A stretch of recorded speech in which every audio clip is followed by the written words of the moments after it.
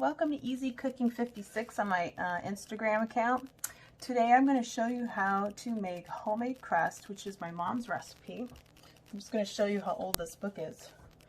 This is my mom's recipe book. See how old that is? This is the recipe. I've used it so much. I took a picture of it later on my IG account. But okay, so first, 4 cups of flour. So here we got 1 cup.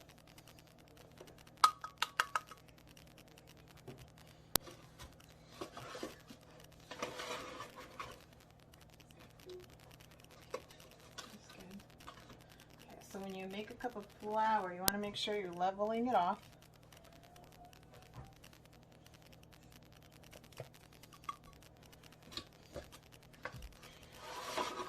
My daughter's helping me today in the kitchen. So let me just get this moving a little bit faster. So that's 3 cups, right? 3 cups, yes. I got 1 more. Now, if you want to sift the flour, you can. Sifting makes it a little bit lighter, but you don't have to sift it. Okay, we've got 4 cups of flour.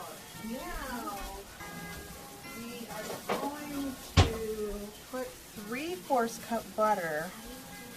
So 3/4 cup butter, as you can see there's measurements here. 1/2 cup is 1/2 cup, all the way to the end, the whole thing. Then 1/4, it's right there. So you got to cut 1/4 off. This is not made with an all butter crust, because if you want a healthy crust, a lighter crust, I also use 1/2 cup of olive oil. So I'm going to do that first because it's wetter. So 1/2 cup of olive oil. Get my 1/2 cup.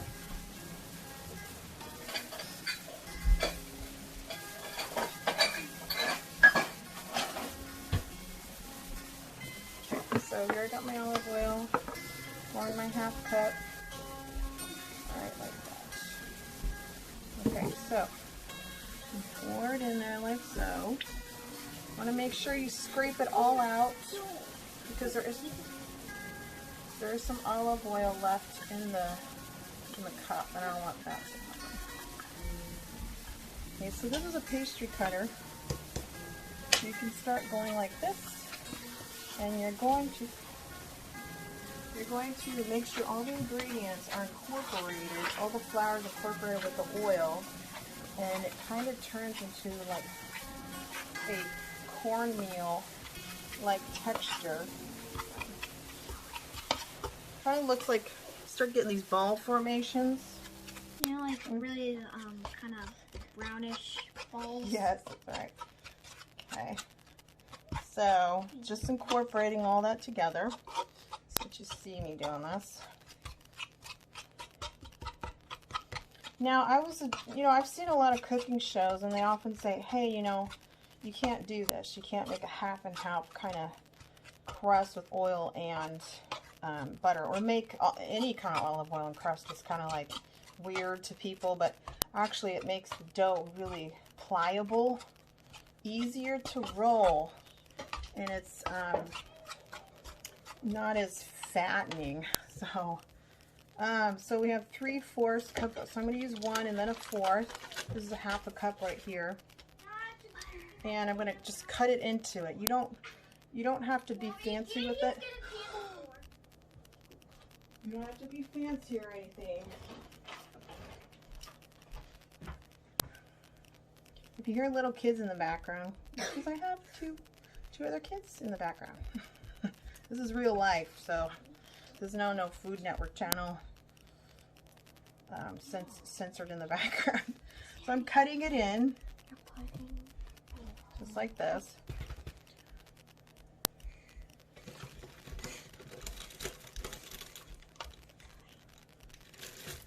That's a lot. You can grate this into the grater, or like a shredder like you use for cheese.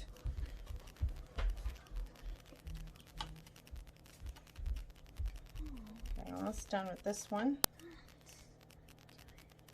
Okay, and then I'm going to do the next one. You only need 1/4 now, so I'm just going to take my knife, So 1/4 is right there because that 1/2 and a 1/4 make 3/4. That's right, class. So I'm going to take the wrapper off. We don't want any wrapper in our food.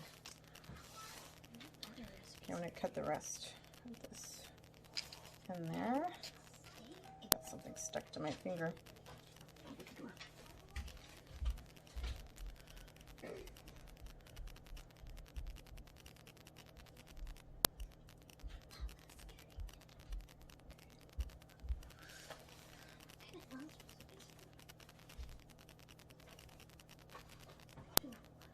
Okay, so now we're going to just go like this.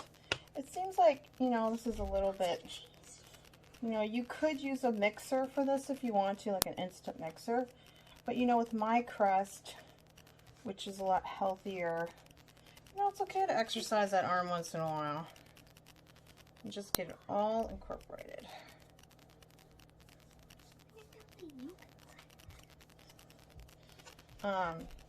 Doesn't take very long if the butter is slightly room temperature. It doesn't have to be extra cold. I've heard that extra cold butter though makes it real flaky. So mine's like semi-flaky, pliable in texture. So let my daughter have a try at this. You want to try this, sweetie? And Mary. Yeah. Okay, so here you can try that out. So you go like that. Yeah, go like this. So this all over. It's kind of like mashing potatoes. Yes, mashed potato. So the farther we go along, the more we get it. It's kind of like it comes together like this. Yeah, it's like cheese. You're almost done. I have to keep kind of cleaning this off a little bit. Yeah, it's sticky. That's why you put this in, maybe? Not yet. Yes, our next step will be the wet part. Yeah. And it's called dry, we're getting there, getting there. It's called dry then wet. Yeah, it takes a little bit of effort, you know, but I mean, if you want something that's good and you want something that's like healthy for your family, or, you know, if you're not married or whatever, you don't have any kids, I mean, just making this like for yourself. You're just craving like, hey, it's holiday season. I want to make a pie. You know, before I did this, I made my filling. I don't really buy pie filling, just to give you a view of this. On the pie filling here, this just came out of my pantry. I was looking at it, and it has modified food starch and then a special acid to retain the color of the apple. I don't know if I want to put that in my body. And actually, to be honest, just for my personal taste, everybody has their own ideas of what you buy at the store. It's fine. But for my personal taste, I just don't prefer anything like synthetic and things like that, because it just makes me feel worse. It just doesn't make my body feel good.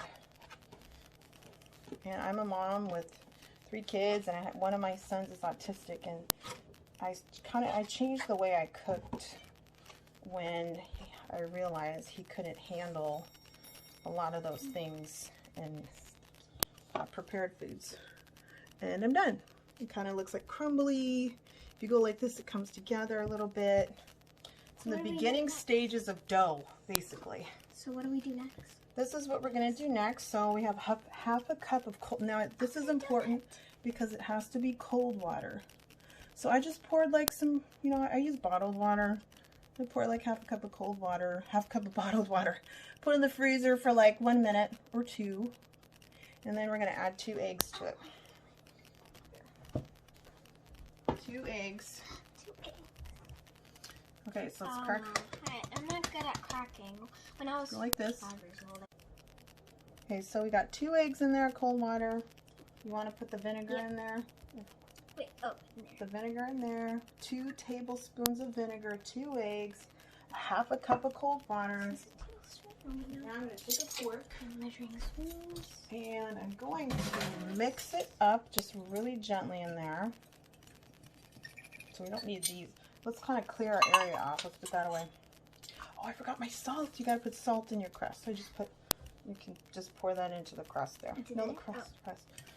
Crust. So you want to really mix this up well because you don't want it to look like that.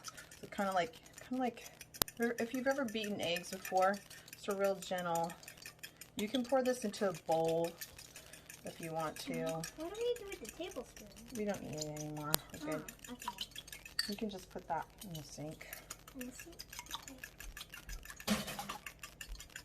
You're almost there. She's turning yellow with the eggs. And then we have to pour the eggs in.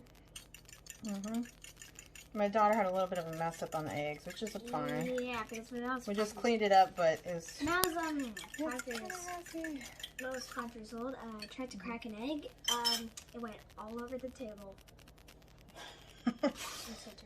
It's fine. Cracking eggs. When I started cooking crust when my mom was unable to do it anymore, so I just kind of like, okay, let's see if I can do this on my own.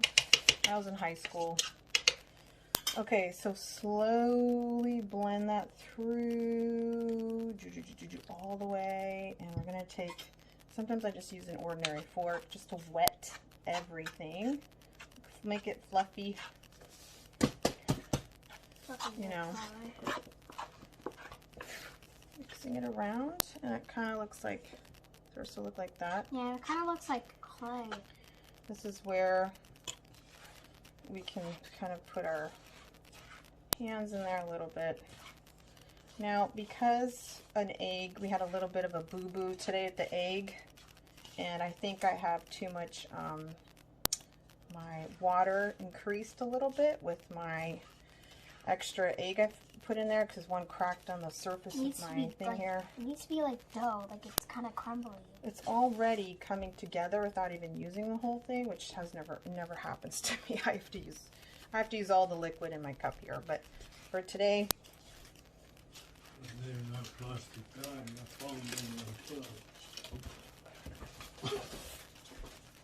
Yeah.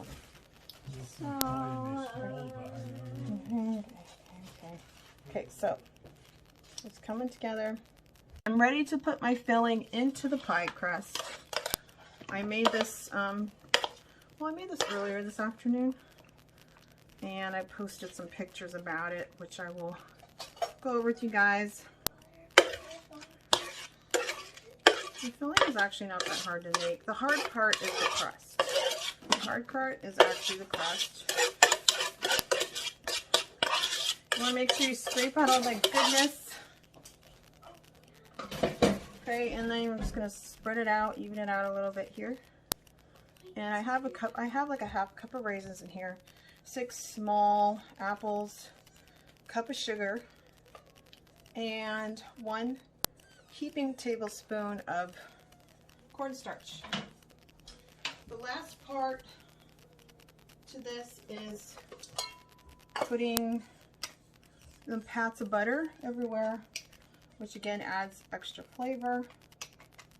This is something I learned from my mom too. Anytime you make a fruit pie, you always put butter on top. Gives it a little bit of richness. I mean, I don't have a full amount of butter in my crust anyway, so I really don't care if I have guilt over this. I'm not gonna have any guilt. Okay, so the next step is we just kind of scooch to the top of my pie crust. But what I'm gonna do is I don't think I'm gonna use the top like putting the whole thing on top. What I'm gonna do is I'm gonna lattice my crust. Or actually, okay, I gotta wet the end first.